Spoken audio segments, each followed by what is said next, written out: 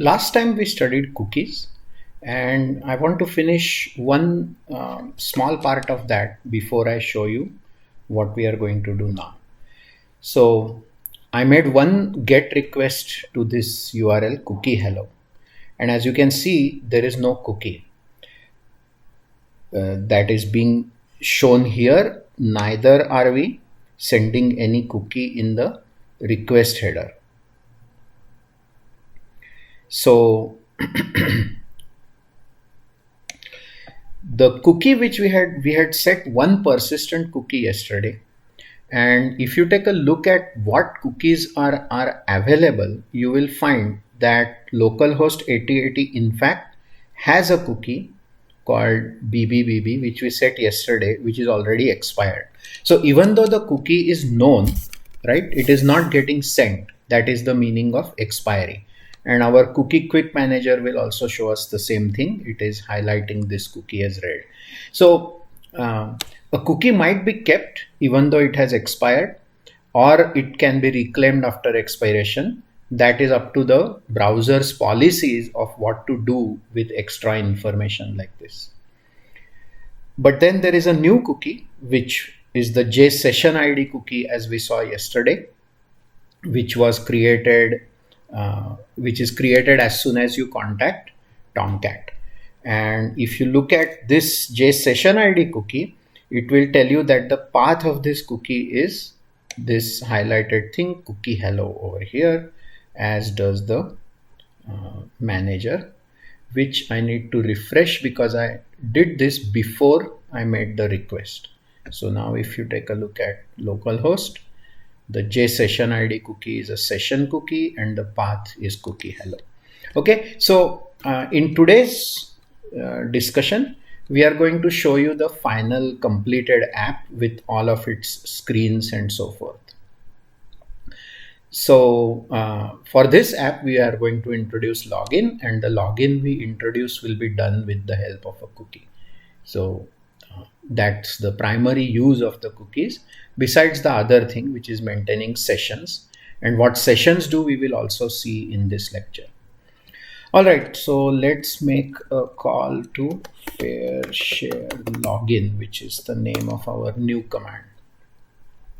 And now, as soon as I did that, you see, I got a new JSessionID cookie on the path called fair share login. This is automatic functionality from any servlet container. This time though, our familiar screen wasn't there. So our usual screen for say fair share URL, the one where we created URL, it was like this: register, expense, and report. The change we have is now we have login and register, which are the two usual things. You either get a new user to sign up, or you get an existing user to log in. And then there is also a logout button that we introduced. So this is a new screen.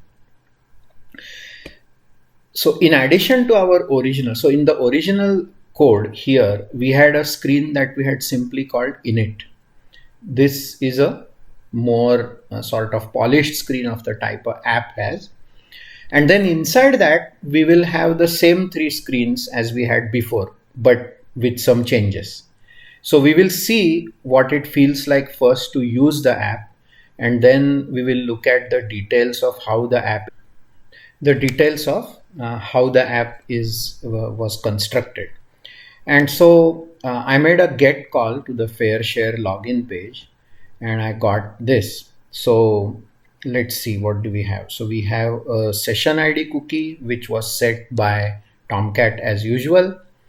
And we have this new design page. Now let's say I try to take some user that I make up and try to log in. Then it helpfully tells me that there is no such user, but we could register such a user. And let's see what it says here. Nothing very new. All the expected headers have gone in, and there are a few other pieces of information that are available here. Okay. Now the other alternative is we could either register a user, but To begin with, let's go with a user we already know exists. So now I'm going to do a login. And this time when I do a login, I see a slightly different screen. There is a logout button which will be present on every single screen. And then instead of register, there is a friends button which just shows who the people are who are involved in this application.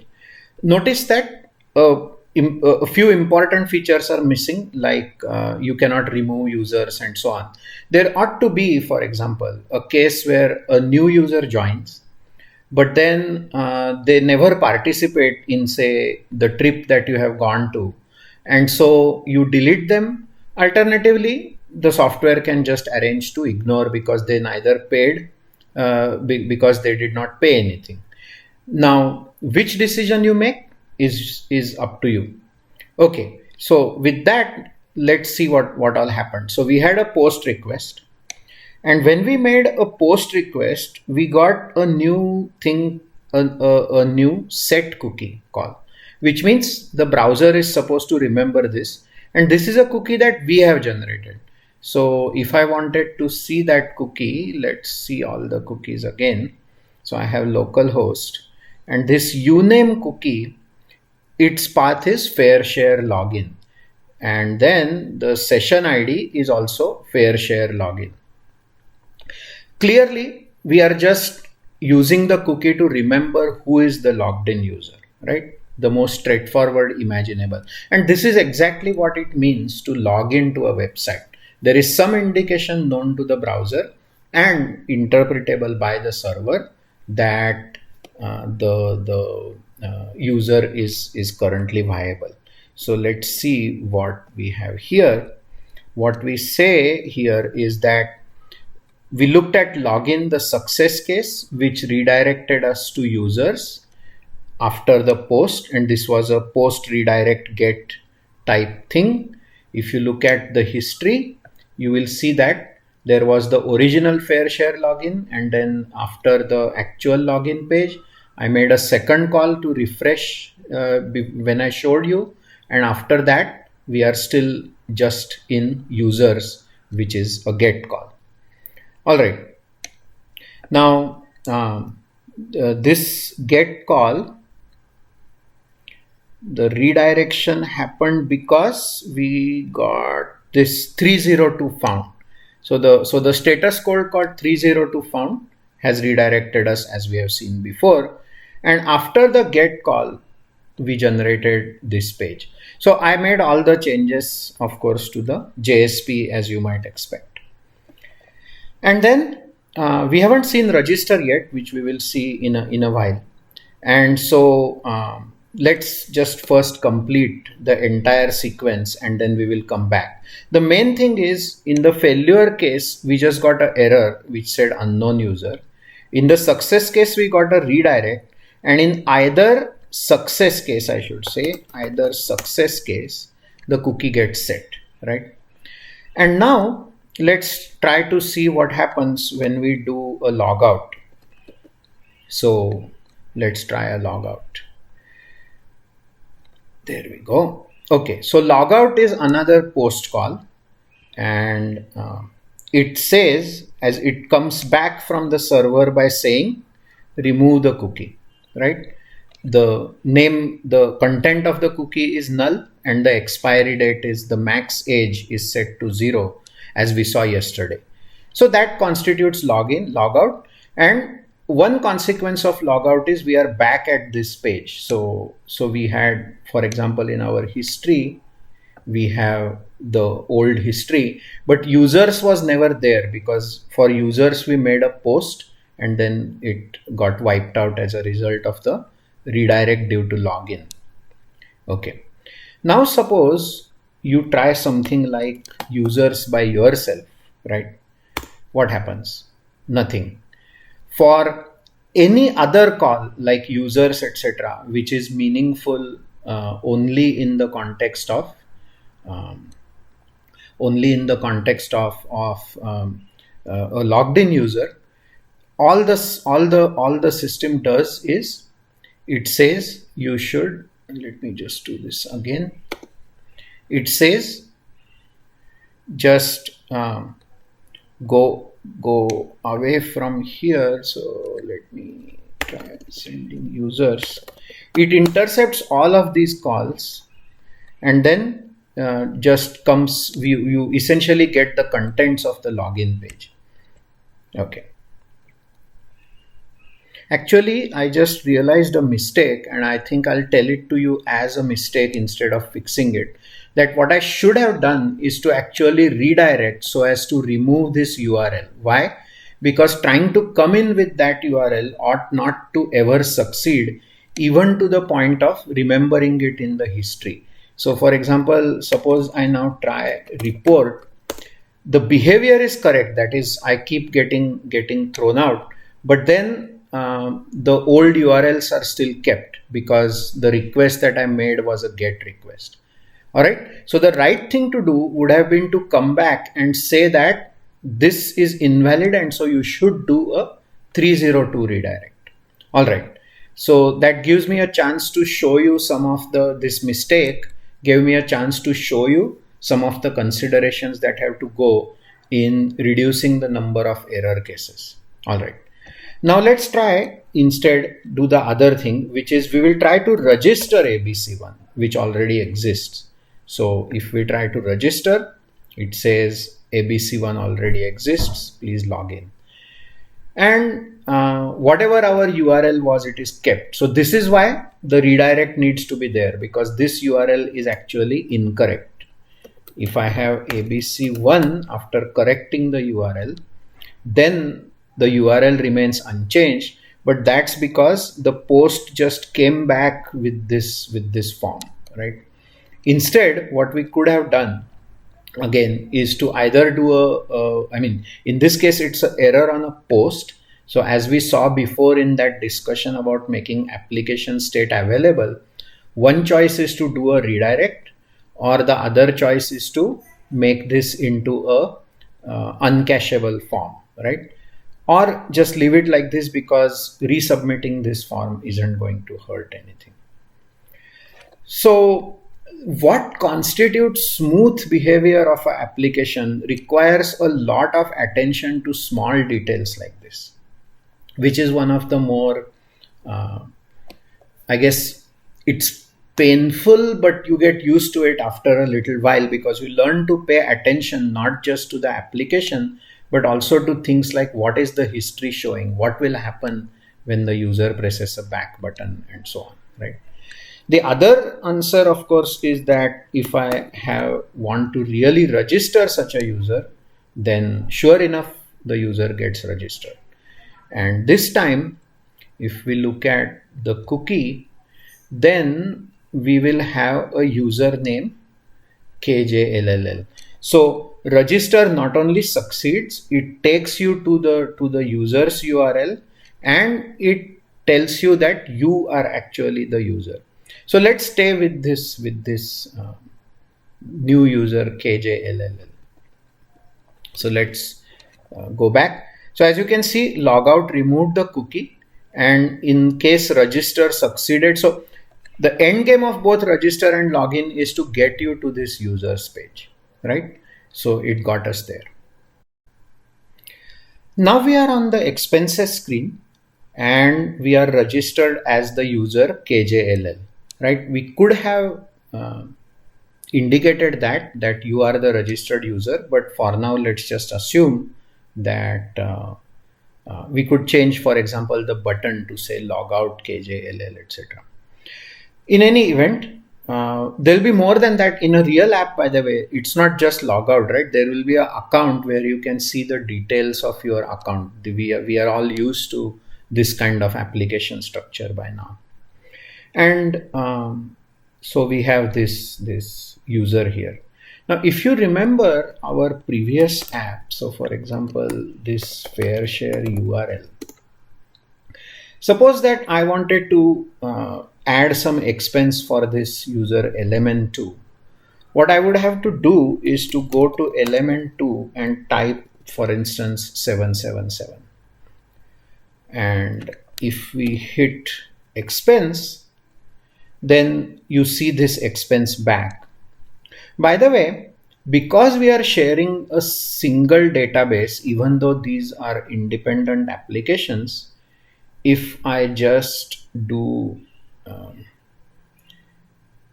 expenses right now, then I am going to see the new expense that I added, right? Because here in this screen, even though you are logged in as KJLL, we can verify by looking at the cookie we are sending. We are sending this uname cookie here. Okay, so because we are sending the uname cookie, even though we are sending the uname cookie, the job here is to not filter. That's just our app design. And because we are sharing the database, we are able to see this expense as well. Okay, now let's take a look at what happened. So here, the post that we had called, we had to type two things. We had to type the username and we had to type the expense. If you want to see this again, let us look at the body of the post. And the body of the post shows element2 plus 777. In this case, in the case of our fair share login, we actually don't need the username anymore, because we can make a rule that says only those expenses will be registered which the current user is paying for. So if we do 888 and we hit expense, then we have KJLL and 888 as expected, right? And in this, we can also go back to the other one just for the heck of it to show the shared database. As it shows, in this case, the screen, of course, is still our old screen with the user ID and whatnot. Here we have the username as we constructed last time. But the expense got registered for that particular user. All right. The final screen is a report screen, which is supposed to tell you who owes, which user owes which user how much. And in the previous application, our report was actually the list of all the expenses. In the current application, we have changed the report as follows. Here, what we have done is, now we show the total expenses and dues for everybody. What we have done is, ABC has spent this much money, etc., etc. We added all of it and averaged it out. So everybody's share is 3634, whatever the average turns out to be. And accordingly, we calculated for those users who have paid more than the average, they receive some money. And those who have paid less than the average, they have to pay out some money. And it's the first time in the app that we have actually done the logic, right, for which we wrote the entire app. That's because in this course, our goal was to learn the web infrastructure. In the real web applications, frameworks and libraries and so on are available, which package enough of this material that in an ideal world, you can start focusing on your application over focusing on technology. This, what shall we say, the ability to focus on the application gets better as your business becomes more experienced, because much of this technology by now is very standard. And unless you are doing something innovative in the application, by and large, existing tools will get you a long way. All right. Now, in the new application, we actually say that you should not give the name of both the user and the amount, right? We just want the amount. Let's see what happens if we give some, strange input. Then, okay. Now, last time when I was recording this, you saw that I was speaking and I stopped in the middle because when I entered some invalid input, the application just logged me out. So I stopped in the middle of all this and found the answer as to what was happening. I ran into a application bug live, so to speak. There was no issue with my logic or anything like that. There was a strange issue having to do with the behavior of the logout button. I may or may not revisit this one because for now it will be too much of a distraction. Let me just show you the point that I was trying to make, that if I now try to give some unexpected input and then ask for expense, then as you might expect, we have, if you remember from last time, we have deliberately left this particular error as an unhandled error in our application. Not because, of course, that's what you should do, but just to show you what happens when you don't handle these kinds of exception related errors. A mistake which many people make is just catch every exception and dump it somewhere. That is not what you should do. But if there is an unexpected exception, then the application should try to recover its default state. At best, it can either try to go back to what the user was doing, right? In some sort of, for example, if you were running a database transaction, you could abandon the transaction and so on. That said, you may actually occasionally see applications out there where their exceptions are actually revealed to the users. It's important to never do that. All right. So that's another reason why showing this is helpful. And what else did I want to show you here? Okay, so far so good. So the exception expense page does what we want, and including the expected error.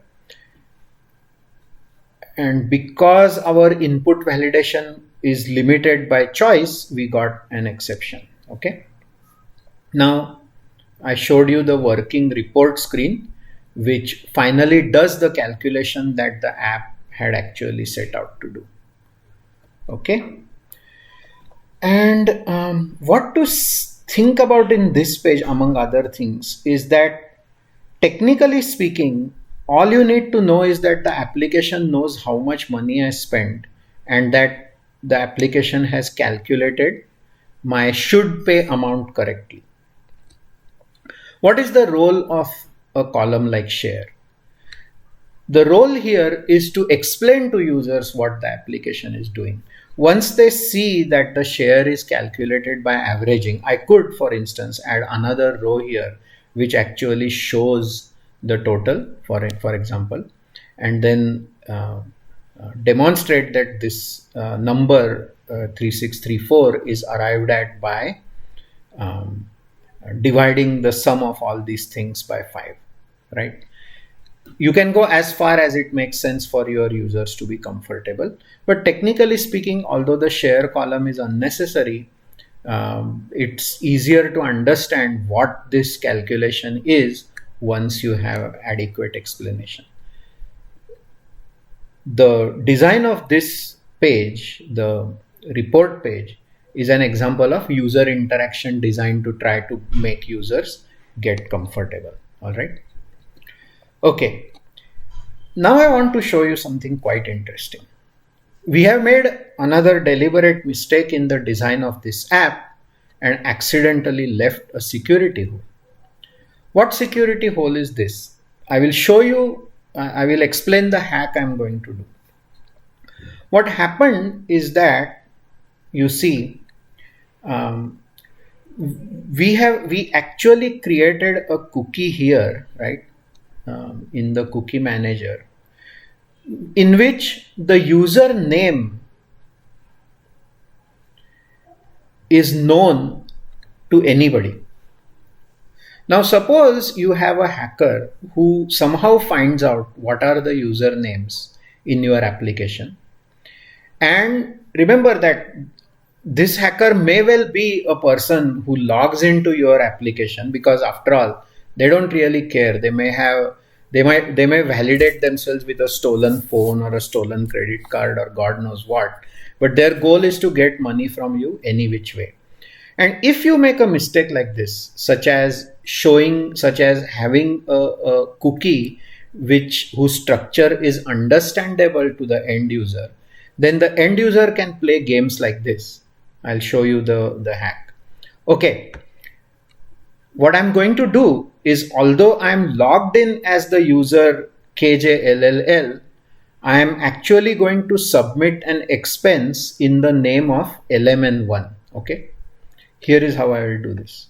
First of all, what I'm going to do is to enter some expense, right, in terms of whichever user is logged in. This is so that I can get a snapshot of what the interaction of the user is actually like. All right, I have registered an expense here now. What I do next is this. Okay, I go to the browser, and I can do this in curl or any other system that we might imagine, because a browser is after all unknown to the server, right? We emphasized that the existence of these two pieces of software communicating via a protocol means that they are independent. The example I'm going to show you is a situation where that independence can lead to problems, and then the defense from the situation I'm going to show you is kind of obvious, and most apps already do it, but you should see what happens. All right, now what I'm going to do is, I know that I want to add an expense for somebody else. So I'm going to add an expense, let's say 88999. And I'm going to add an expense for the user, let's say LMN1. Okay. Remember, this is all just plain text which is getting sent to the browser. So I can actually do this. I can remove this session ID, and then I will craft a new cookie, which I know how to craft because your application was not very careful about it. And I have added 999. Remember, the original input was 17. So I have to make sure that I change the content length. Right, I made the content length of the body, so I had 17, so there were 30 bytes, and then I added one more number, right, 999. And the next thing I did was I actually edited the cookie name to a valid user, which I found out any which way.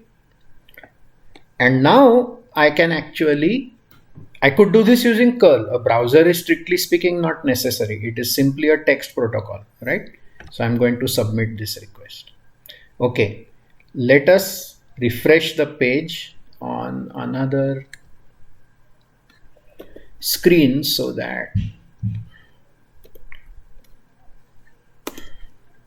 there we go, right?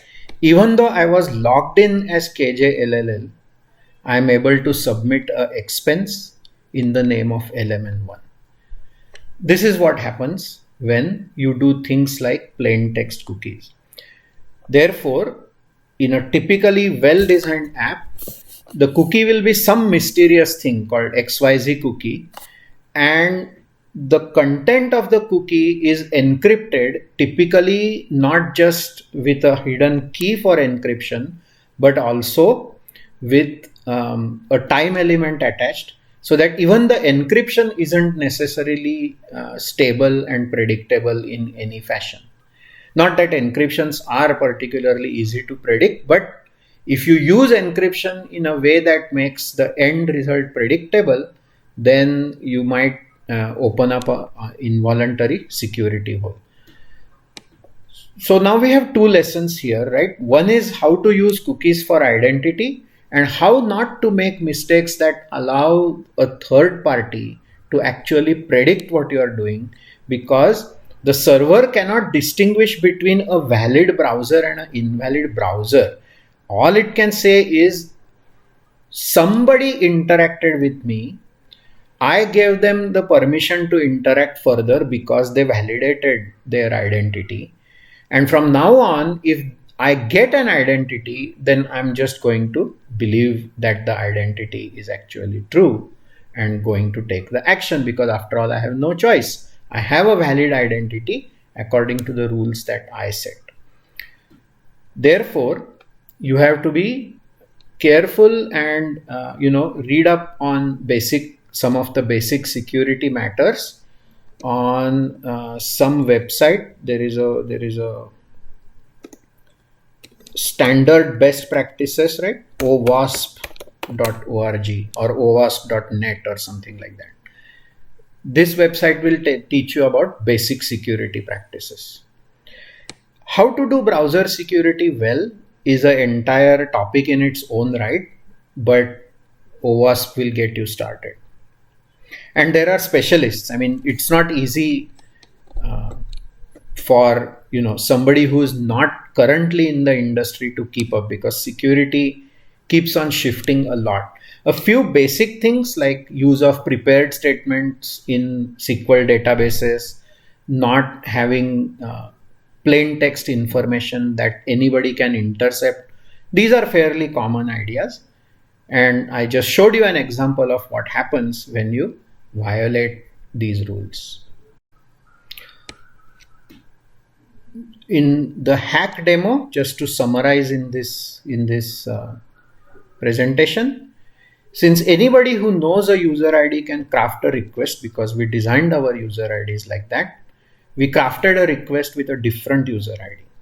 The server trusts incoming information because you are following the rules of the server, and therefore it cannot distinguish between users who have actually logged in versus those who have not, because you kept the username plain text, you as in the designer of the application. As a lesson from this, in general, whatever information, not just user ID, whatever information is sensitive to the server should always be plain text, should always be encrypted, and the encryption should have a time element so that you cannot store the encrypted information for a long time and come back sometime later. All right. That's the primary lesson. Let us now go and look at some of the structure of the code. What we will observe is that the core code is absolutely dwarfed by error and other sorts of condition handling. And we will observe a few of these things and comment on it after we have sort of traversed through the code.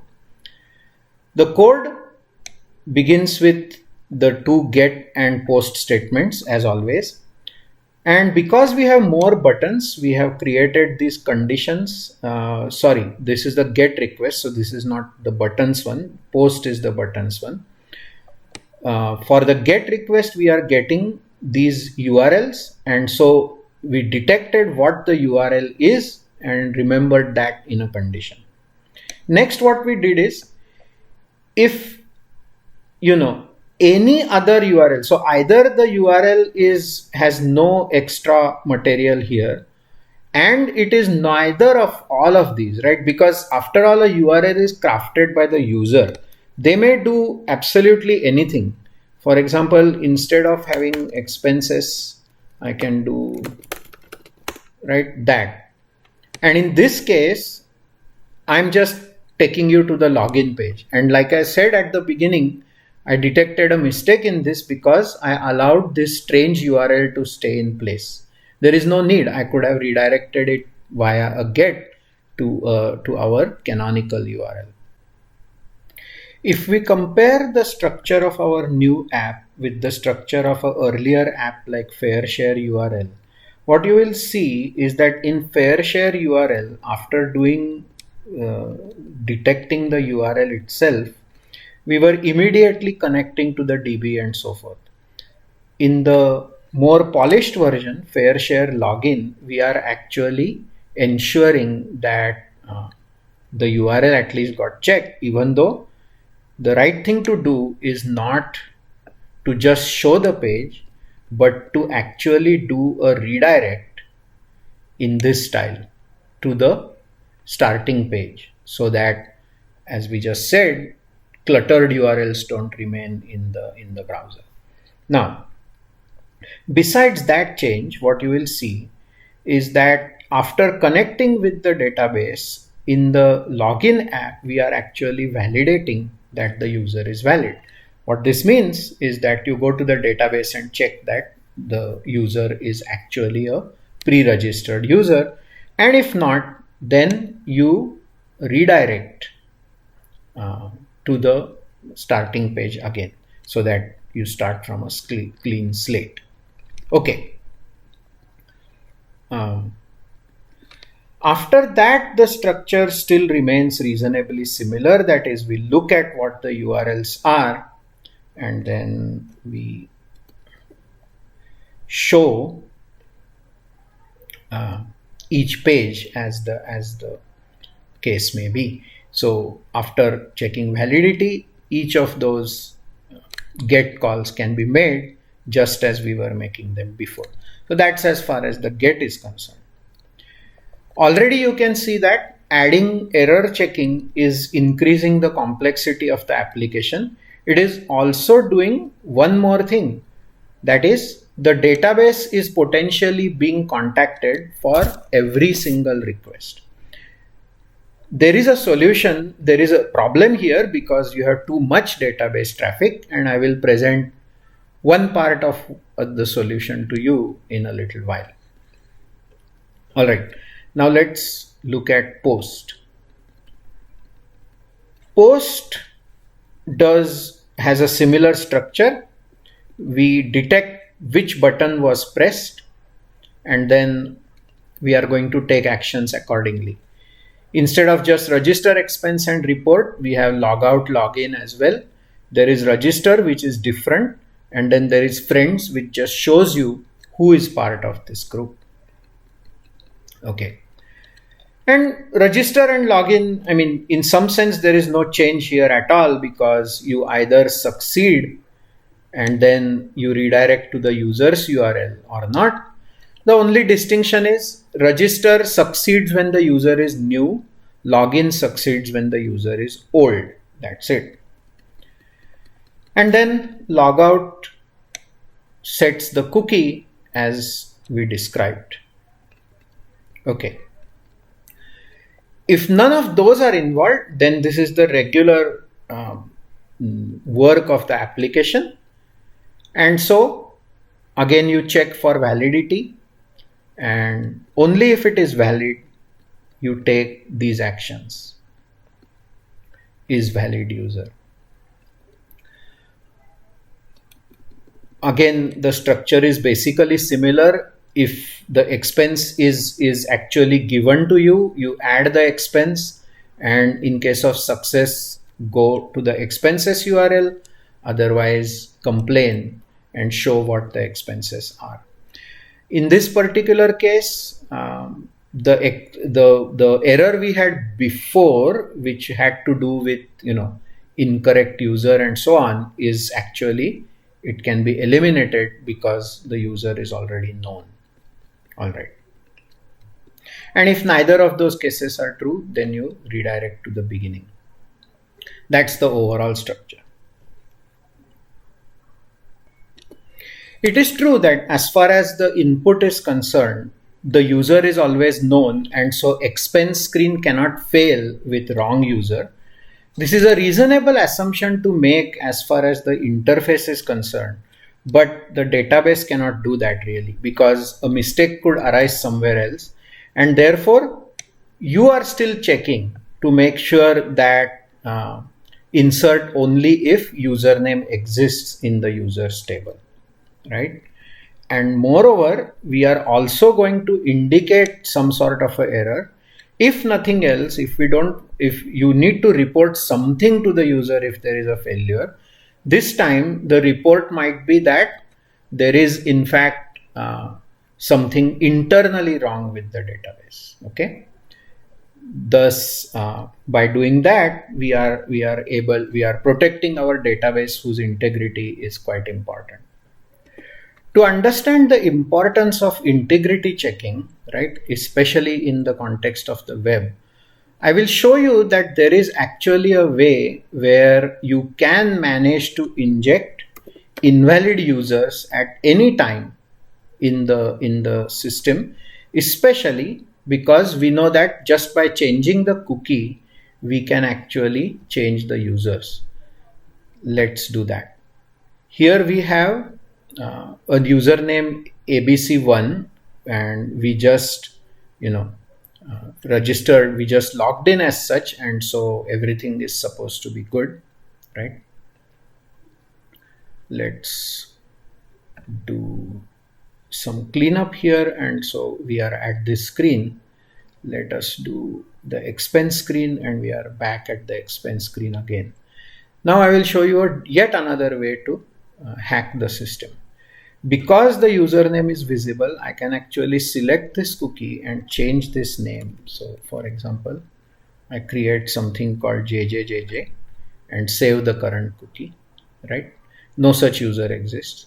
And now if I hit the report or any one of these URLs, see what happens, right? We got thrown out because there was code here which checked for valid user,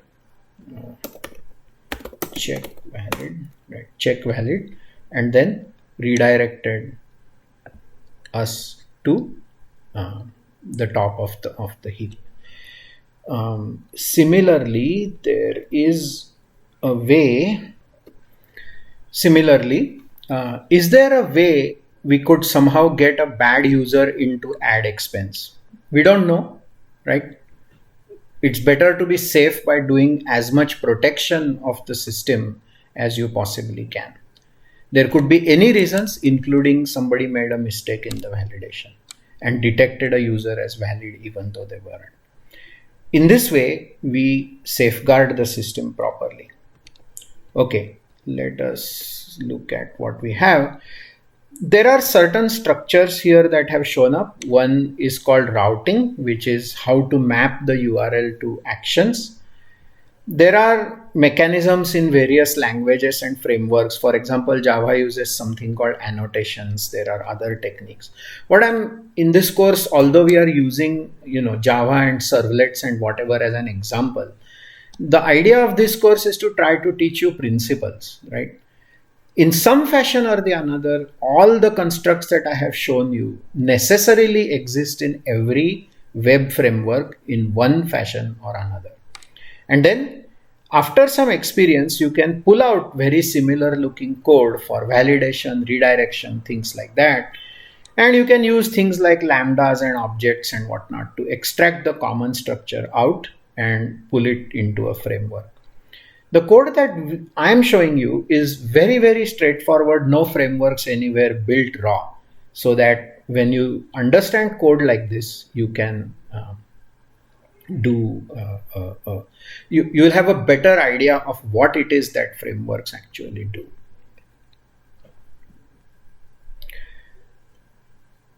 Elements of the code that get separated out are database handling, error handling, things like templates, and then all of this gets packaged. Therefore, we build things from the bottom up, and all pieces are finally coming together at the end of the system. Okay, a couple comments. Let us look at the query structure that we did. In one particular case, I want to show you something worth knowing, that in the case of this report page, let's quit with all the hacking and whatnot, and let's just look at the report page. Here, what we did is we somehow got a summary of all the expenses and then did the calculation over here. One way to do the calculation would simply be to pull out all the data into the expenses table and do the calculation ourselves. But that is not how our code is structured.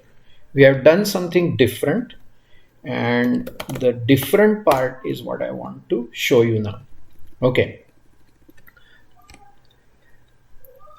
One part of the work involved in the report, let me make this side to side. Okay. One part of the work involved in generating this report is to get the sum of all the expenses by a single user such as ABC. If you look here, you will see that ABC1 has several expenses, ABC2 has several, etc., etc. But all of these are combined in this table. Okay. How that is done is one of the ways you are supposed to use databases, right? There are things that are, you shouldn't unnecessarily pull out tons and tons of data from the database into the application. Use the database where it is the strongest. There are, let's say, more advanced ideas called stored procedures and so forth, which can do even better than what I have done. But at the very least, you should do, the kind of work that I'm showing you over here in the database. So what this query does is it selects the username, and it actually is capable of adding the amount column, right? It does it as usual. It combines the users table and the expenses table on the user ID field, and then it does a group by of by users, so that all the data is compressed together, and then all the elements of the group, their amounts are summed up using this query. Such uses of the database are relatively, or should be relatively, standard, but unfortunately many developers just get used to doing Java or whatever their language is, and don't bother to learn databases properly. But this means that you might be actually not using one of the core facilities that is available to you. Therefore, I'm showing you a small example, right, in which we did some of the work in the database. We also got this order by, so that the heaviest spender is at the top. And the database did some of it, but let's look at the kind of thing you might also do in an application. So in an application, what we did was we got all the data, and the type we used for these calculations is called big decimal, which is the type that is used for money calculations, because you do not want to make mistakes in money calculations. And the usual floating point numbers are kind of tricky. They are designed more for scientific purposes than business purposes. The looks of the big decimal, especially in Java, is not all that great, right? But the important thing is it does the work correctly. And what I'm doing here is, of course, not at all complicated. You're just adding up the entirety of the thing. You're counting how many users are there, and then doing a division and creating this map which contains the share column with the same quantity put in everywhere, so that JSP can go and render it. Okay. So that's one of the other lessons, which is to use databases and servers carefully. The second lesson of code here is to understand sessions. Remember, we were saying that cookies are necessary for two kinds of things, one of which is a session object. And as we have seen, there is a session ID which is created by these servlet engines that we can use for storing data related to the sessions. So let's go and do that next. In the code we saw, when we check for valid users, every page visit can in principle cause a database access, because ultimately that is where the truth of the matter resides. But there is an alternative which has to solve the following problem. Let's say that I have a server side session, that is, I begin interacting with your app at some point and then I log out at some subsequent point, or perhaps I do not log out, I just stop doing anything for half an hour, suppose. then at least for that period of time, it will be worthwhile if you could just visit the database once upon the first visit and store that information in the cookie anyway, as we have been doing. But then the next time you come by, instead of visiting the database, if there was a way we could remember the correct user ID, right, inside the server, inside the servlet itself, so that you don't have to go to the database. So what we need here is that normally, see, what's happening is your get or post or whatever request comes in, all the data that comes in is bundled into the HTTP request, these kinds of objects, HTTP servlet request, etc. And then the get method gets called. So this data is transient. It lives for the time of the request and is gone at the end. Where do we have space to remember something where a series of connected get and post requests, connected by means of a cookie, that is, can actually be tied together, right?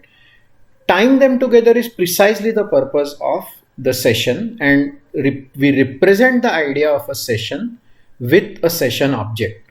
And as I have said before, all the ideas that I'm teaching you in this course, although we are using Java as an example, the idea itself necessarily has to exist in every other web application, because those are fundamental things. It doesn't matter what you call it, whether you call it a servlet or a page or what have you, is not very important. Okay, to understand how you solve this problem, take a look at this diagram. Okay, the outermost box is the server itself. That of course has a huge duration. Then inside the server, we can start multiple applications at the same time. We saw the example of fair share URL and fair share login. I guess I have said DB here, but I showed you URL. That doesn't really matter. But in any case, you have these applications. So at runtime, the server code itself, of course, exists. Then we generate an object called an app context for the application, which does things like reading web.xml and so on, and setting up database related connections. Now, for every fresh user visit, the only objects that are actually getting created are these HTTP request and HTTP response objects, right? Up to now, we hadn't talked about either app context or HTTP request. Technically speaking, you could have a server which just generates HTTP request and response objects and doesn't use these intermediates at all. But of course, somehow that information which is shared across multiple requests has to be put somewhere. So that's why such objects must exist in every web application. So we have app context, which represents the applications, and the object representing the concept of session actually exists. It is called HTTP session. Fair enough.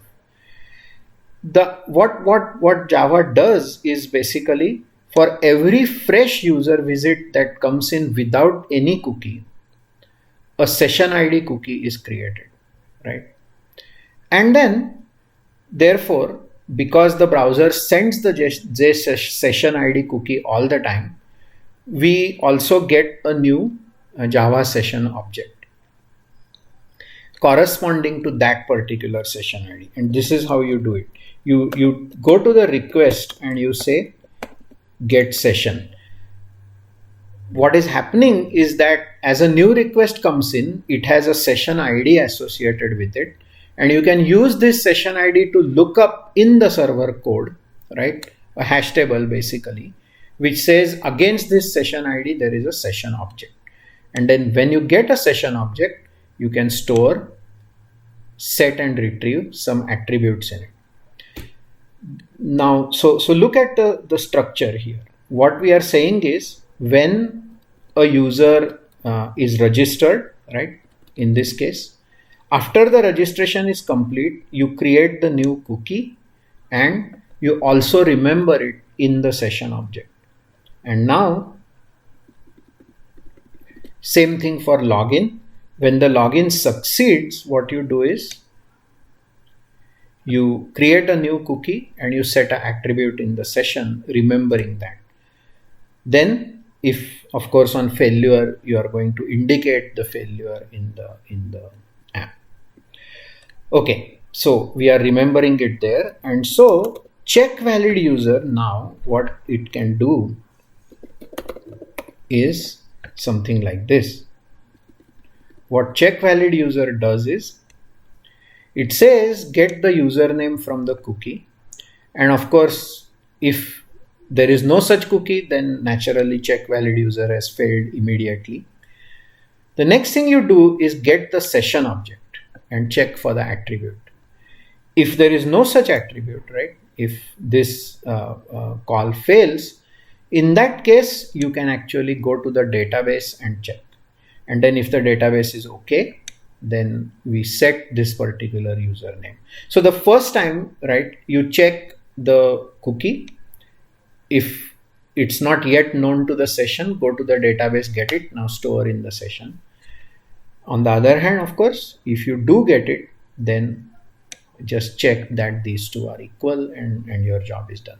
That way, if the person sends you the same session ID but a different username, then it won't work. So if you go back and look at the hack that I did, right, I removed the session ID as well. Therefore, what happened then was that now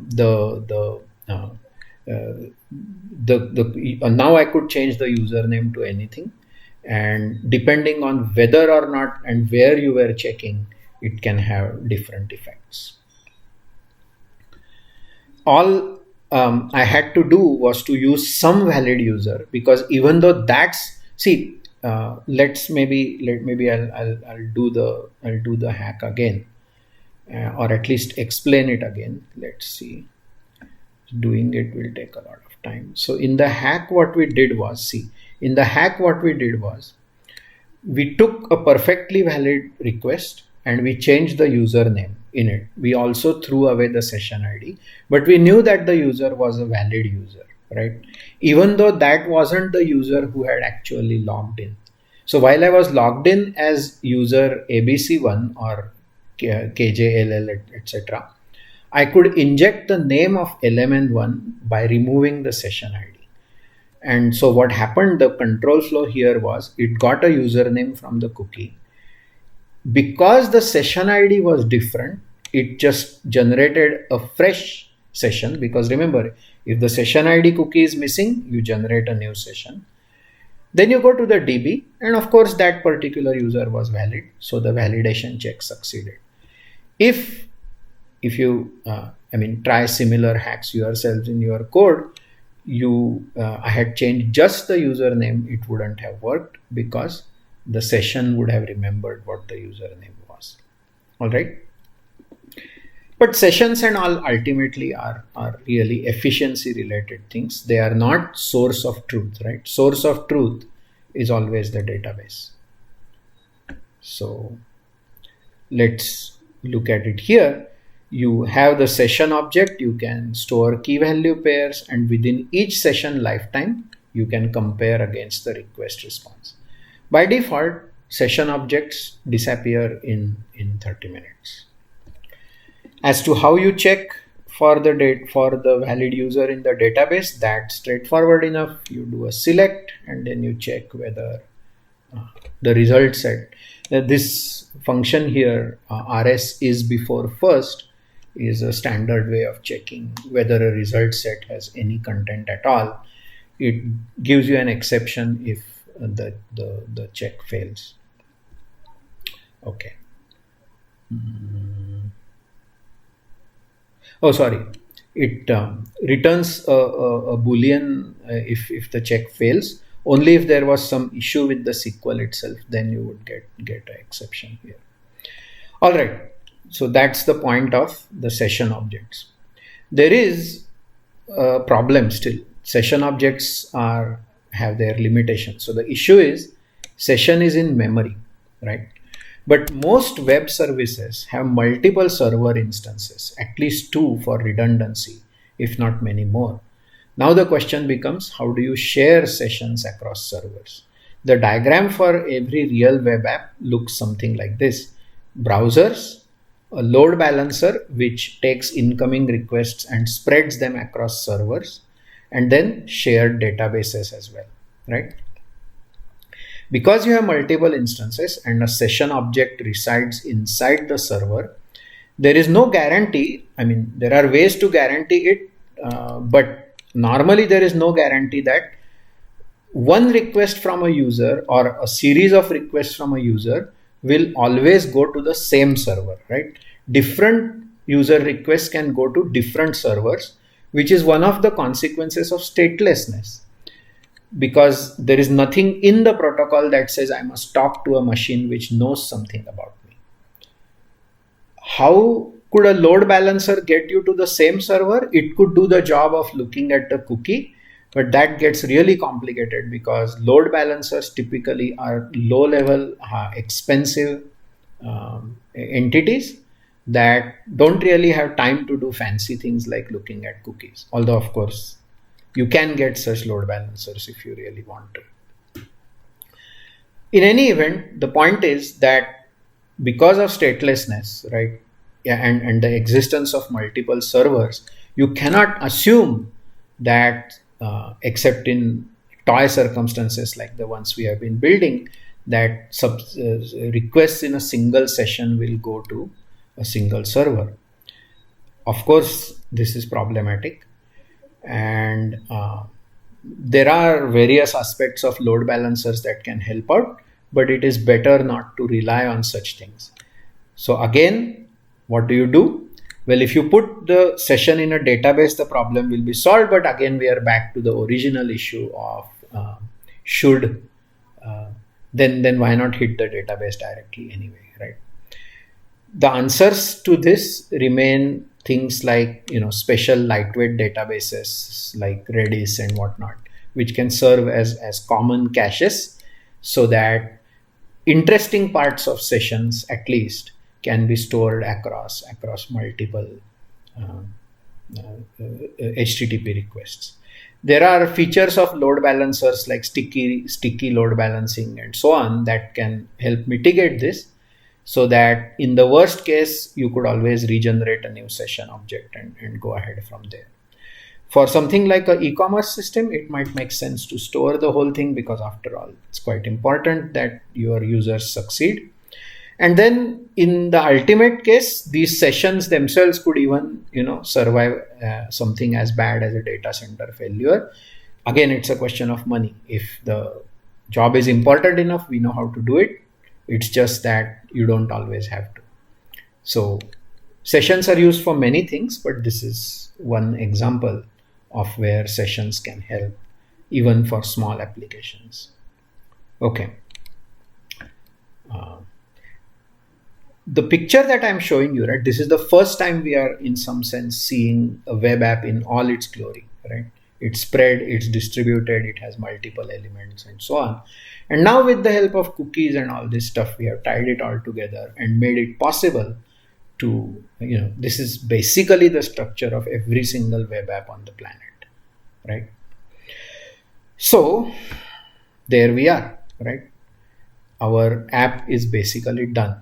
Now there are a few other things like extract, log in and register into a separate web service and so on.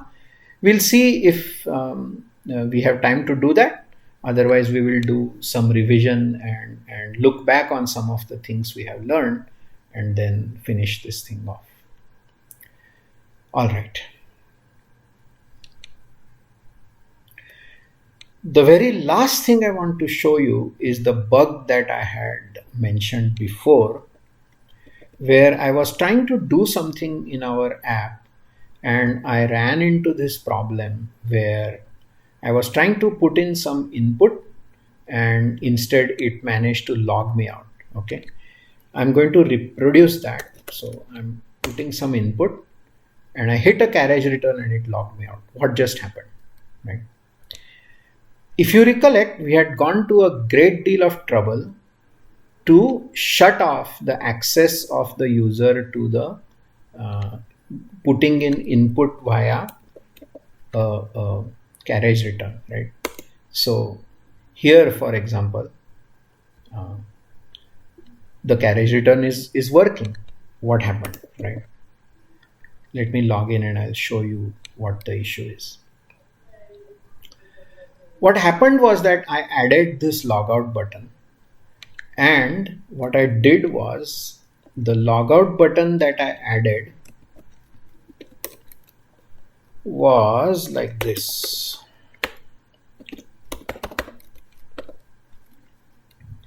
So if I have register login .jsp, I added a button where I have a button and I associated it with the only form that was on the page, which is form ID. Therefore, that was counted as the first button. Remember when I showed you the hack involving invisible buttons? The reason I could disable the carriage return was that the first button was made invisible. But as soon as I added a button before that in the page, that started counting as the first button. And so it re-enabled the carriage return thing. To show you there is a way to fix that, I made a change in just one page, which is the expense page here.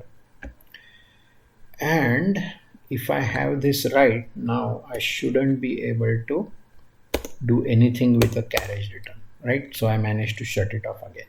How did that work? Well, what I did to fix that was I took the expense JSP